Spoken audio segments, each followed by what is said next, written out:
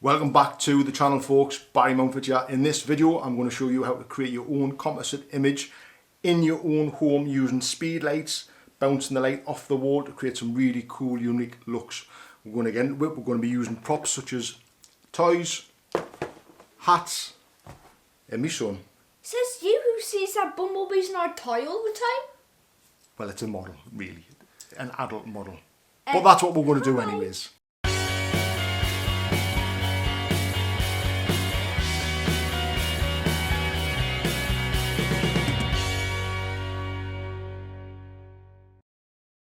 So I'll explain the camera settings. We are at f8, 1/25th of the second, ISO 100. We're going to pull down the blinds at the back. That's going to be our backdrop. For the lighting, we'll have a Pico 200 sitting here, but you can replace that with just a standard speed light. Now that light is going to be bouncing off this big wall here and bouncing back onto the subject, creating a lovely light. It's almost going to act like a big, huge softbox. Now our light at the back, that's going to give us our highlight. So the combination of the light, which is going to create a nice shadow also, and then my highlight, which is going to obviously create a nice kick light down the side, is going to produce a really cool image which is going to look so much better in a composite image. So also as well, I'm shooting in portrait mode. I'm not shooting in landscape, and I'm doing that so I can fill my frame with the subject so I can get as much detail within the image as possible. If you're doing stuff like this, just take lots of different shots, different angles, different poses, all that kind of stuff, because you can use them later on. Don't just keep taking the same one over and over again, because a combination is better than just one image. So I'm going to get dressed up now. How do I look? Do I look fancy?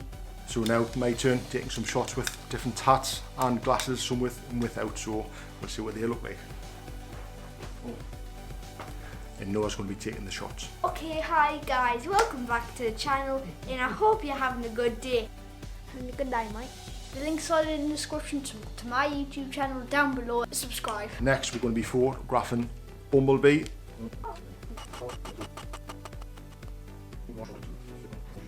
Alright folks, Take we have four. man. Take 4, take 5. Right folks. Okay folks, we've got all of the images that we need. We've got all the lighting exactly the same on the subjects. I look cool, Noah looks cool, Bumblebee looks cool. I'm sure you do. I do. The next step is to head into Photoshop and combine all of those images together and create a really cool, epic looking movie poster. So that's what we're going to do now. Alright folks, before we jump into Photoshop, I've just tried to record this breakdown of the file. It's huge. It's just took us over 35 minutes, so I'm going to try and do it again and really condense it down as quick as I can. If the stuff I miss out during this section and you want to go more in depth on how I've created this image, leave a comment in the comment section below folks, and I can break it down individually and go in depth more in another video. But for this one, we're just going to try and break it down as quick as I can, so you guys aren't sitting here for another 40 minutes whilst I go through it all. So I'll do it as quick as I can. So before we kick it off, I just want to say that a lot of this image was created using my Ultimate Brush Pack, which is available to download from the website. These are 76 brushes which I've personally created myself for my workflow, which I've put out there for you guys to download. So if you want to check those out, they are available on the website. So let's dive into the Photoshop file now and break it down layer by layer. I'm not going to start from the ground up. I'm going to show you the finished image, and I'm going to work back over to show you how each layer has affected the image. So we're going to start now. Right, so this top layer is just an exposure adjustment layer, and it's simply going to add a little bit of an exposure adjustment to the top of the image. If I switch it on and off, you can see that there, that it's adding a slight little exposure lift to the top of the image, which I thought was a little bit too dark. Now the next layer down, that's a complete stamp of every single layer before. All of these layers, that is a complete stamp of those. And then what I've done is I've changed the blending mode to multiply, and this has made this image a lot darker. And then I've just created a layer mask and brushed out where I want the darker areas, just to create a nice vignette to the image. Keep the focus on me, Noah and Bumblebee. So there you can have a switch that on and off. You can see how effective that is. The next layer is I've created a blank layer and just added, if I zoom in, I've just added a mask to the image. Obviously quite poignant considering the times that we are in at the moment. And I just wanted to add that in there, so kind of when we look back on this image, we can kind of remind ourselves of how things were. So I'll switch that layer off. Now the next layer was just the 2020 Change the World, a simple impact text, and what I've done is I've clipped a separate layer to that, and I've applied my textures with my texture brushes to that text, which is really effective and a nice way to do it and create a nice unique look to those texts. So the next step if I switch that on and off, I'll have to zoom in there so you can see that on my glasses. Because I shot this in the living room, you could see the reflection of the door in the glasses, which I didn't like the look of, and it obviously didn't really look quite effective. So I've added a couple of gradient layers on top of that, cut out using the pen tool, and just blended those into the front of the glasses, which has looked really well. So the next one down, if I zoom back out, if I switch this layer on and off, you can see there it's obviously adjusted the colours. If I switch it off, you can see that's kind of the colours with a little bit of saturation and vibrance added. This layer is added the white border, and it's added a nice green tone and a little bit more contrast and sharpener to the overall image. And I've done that through On One software. They have a nice little film grade section in there, which I like using now and again, and it's got some nice subtle tones to resemble the old film that we used to use back in the day. This is the Fuji film. I'll double check on that, but it's there's a massive amount of filters there you can use, and I tend just to use this one because I like the tones within that. So if I switch that layer off, this next step here, I had to fix the glasses there. If I zoom in again, I made a mistake when I was doing the cutout. If I switch that on and off, you can see there, so I had to repair the glasses, and that's all that layer is. The next one, this is Noah's hair. Might as well zoom back in. Is Noah's hair. Obviously when I've cut him out, obviously there was a lot of the background left, so what I've done is I've tried to add some hairs to that. So I've just created a blank layer, used the clone tool and just copied the colour of his hair. Sorry, used the paintbrush tool and just created the brush strands myself. And then when I've created this stamp above there, I've actually just rubbed out the remainder of the grey that was left from the background when we've took the image. So that was really effective. So this is simply a dodge and burn layer, and I've just added a little bit more dodging to the overall image to make it look a little bit more grungy and a little bit more contrast to the overall look. So that's all that is. Now this layer is a complete stamp of all of the layers before, and I've simply added some texture to Bumblebee. And you can see there, if I switch that on and off, I've added a little bit of clarity and a little bit of texture using the camera raw filter. So I've created a complete stamp, opened up camera raw and just worked in there, and then just brushed on the texture on Bumblebee where I wanted it. Now again, this layer below is another stamp of every single layer before, and I've just added saturation and vibrance. Obviously I'm shooting flat profile within the camera, so there's no contrast saturation added to the images. I've got to add that myself in post. That's the way I like to work. So if I switch that off, you can see that's how the image looks kind of out of camera. There's a slight little tweak there to some of the blacks, but apart from that, that's what you'll be looking at out of camera.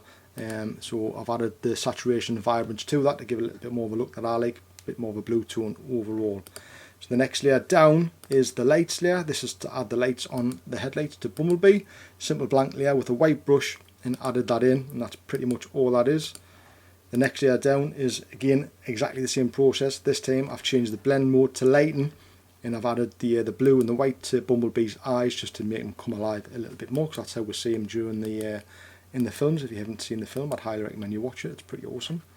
So the layer down from this is another smoke layer. Now I've created 4 smoke layers, and as you can see there, this is at the front of the image, and I've added them before the lockdown, behind the lockdown, behind me and Noah, and then behind Bumblebee, just to create a little bit more depth in the image. It's something like I quite like to do. And using my brushes from the Ultimate Brush Pack, I've created this brush, I've created the smoke within seconds using the smoke brushes out of that pack. So super effective way of working. Now this is the lockdown logo, simple impact text, and I've clipped another blank layer to that, and I've used my texture brush from my brush pack to add the texture to that impact layer. Again, it just adds some nice looking textures to the text, and creates a really unique look again. Something I like to do. So the next layer down is just a standard solid colour to the overall image, which I've chose black. And if I switch that off, you can see obviously all I've done is added gradient to the bottom of the layer, and that just keeps the focus on me, Noah and Bumblebee. And then there's another smoke layer just below that. If I switch it on off, you can see again just mixing between white paint and black paint for the smoke, and just adding that in. Now this is just a selective colour adjustment layer which I've added, and I've clipped it to me, Noah and Bumblebee, and I'm just literally affecting the blacks on there. If I switch it on off, I just wanted to lighten it up a little bit and darken parts down, and I've just adjusted the blacks within that, and that's all that is. switch that off. Now this is the layer that's obviously cut, has me, Noah and Bumblebee on. This is a smart object. If I double click on that, that's the group. There's Noah, obviously there's me. I've done a duplicate of me because I had to fix the edge of me because it was a bit rubbish, the cutout. And then I've added a white layer behind. For some reason it's not working. I've added a white layer behind me and Noah to give us a little bit more depth in the image. It stands just out from Bumblebee, and there's Bumblebee in the background. So once you've worked on that as a smart object, you can save that and come back to your main file and continue to work, and that's a good way to work. So I'll switch them off. Now this folder here is simply the side explosion. Turn that off. Again, that white layer is just a blank layer with a white brush, and just added that, and that kind of ties in me, Noah and Bumblebee to the scene with the reflections and the highlights. That works really well. And using my sparkles brush from the brush pack, I've added the sparkles, the explosion to the side of that, and it just looks super cool. It just looks like there's a bit of an explosion going on, and again, took seconds to add.